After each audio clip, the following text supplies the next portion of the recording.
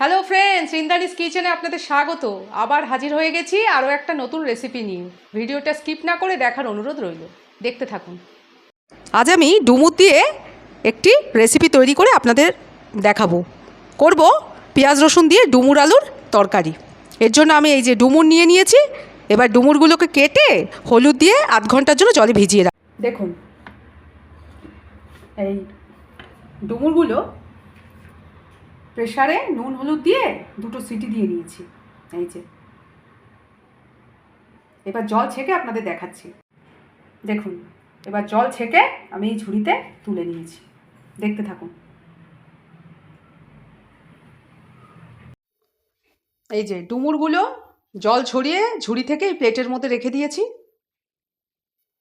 আলু গরম জলে ভাপ দিয়ে নিয়েছি। দুটো পেঁয়াজ কুচি করে কেটে নিয়েছি।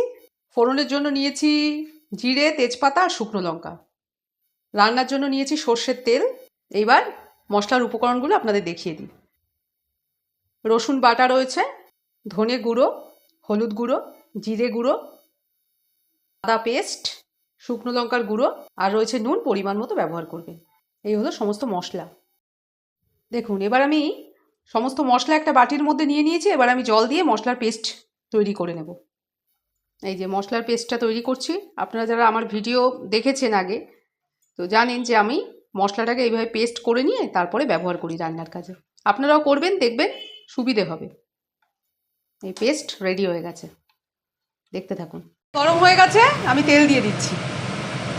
এবার ফোড়ন দিয়ে দিচ্ছি জিরে, তেজপাতা, শুকনো লঙ্কা। আগেই দেখিয়েছিলাম আপনাদের। এবার ফোড়নটা আমি একটুখানি ভেজে নেব।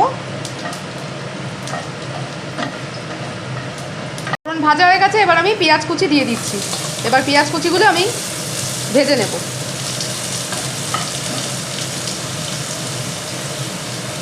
দেখুন, পেঁয়াজ অল্প ভাজা হয়েছে। এবার আমি আলুটা দিয়ে দেব।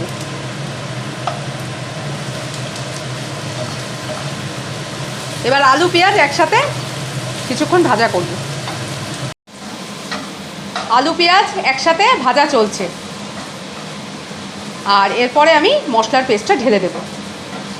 দেখতে থাকুন, আর কেমন লাগছে ভিডিও জানাবেন। আপনারা ডুমুরের রেসিপি কারা কারা পছন্দ করেন জানাবেন।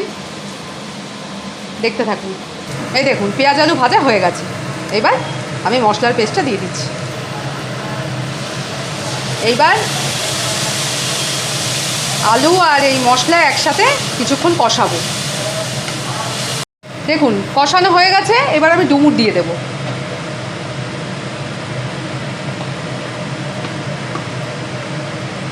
ডুমুর দিয়েছি, এইবার আমি একটু কষাবো।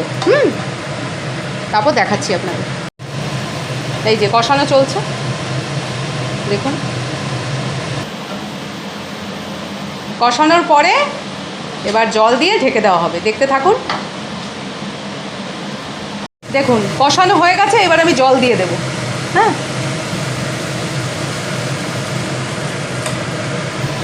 এবার আমি ঢেকে দেব। দেখুন, এই যে ঢেকে দিলাম। 3 মিনিট পর আমি দেখাচ্ছি আপনাদের কি অবস্থায় থাকে। দেখুন, 3 মিনিট পরে আমি ঢাকনাটা খুলে দেখি কীরকম হয়েছে। এই যে দেখুন, ফুটছে ঝোল, শুকিয়েছে, আর একটু শুকোতে হবে। হ্যাঁ, এবার আমি একটুখানি স্বাদ বাড়াবার জন্য মিট মশলা দিয়ে দিচ্ছি। আর আপনারা চাইলে ঘি দিতে পারেন, আমি ঘি দিইনি। ঘি দিলে স্বাদ ভালোই হবে। পেঁয়াজ রসুন দিয়ে ডুমুর আলুর তরকারি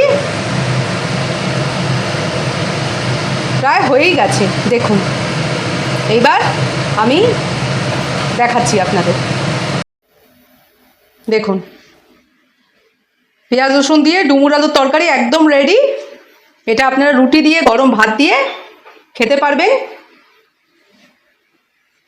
খেয়ে জানাবেন আপনাদের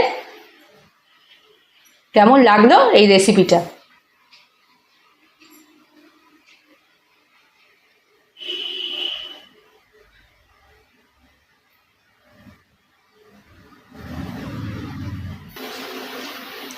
যারা চ্যানেলটিকে সাবস্ক্রাইব করেছেন তাদের অসংখ্য ধন্যবাদ। আর যারা চ্যানেলে নতুন, একটু সাবস্ক্রাইব করে দেবেন। ভালো লেগে থাকলে ভিডিওটা লাইক করবেন। আর প্রিয়জনদের সাথে একটু শেয়ার করে দেবেন।